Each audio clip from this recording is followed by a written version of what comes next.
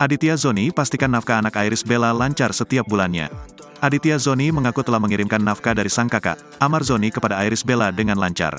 Sebelumnya Pengadilan Agama Depok telah memberikan putusan Amar Zoni untuk memberikan nafkah anak Iris Bella sebesar 10 juta rupiah per bulan.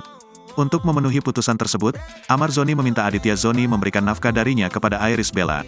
Yang 10 juta itu, kebetulan kemarin malam sudah saya antrin, yang nganterin Panji ke Cinere langsung, ungkap Aditya Zoni, tanggal 5 Februari tahun 2024. Suami Yasmin O tersebut mengungkapkan bahwa Iris Bella telah menerima nafkah tersebut secara langsung.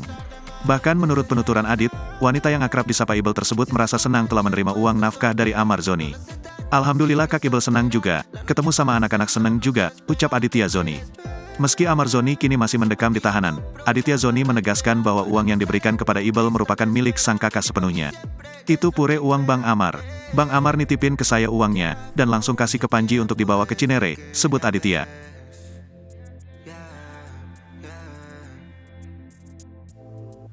Baby, no me mientas, tú te acuerdas de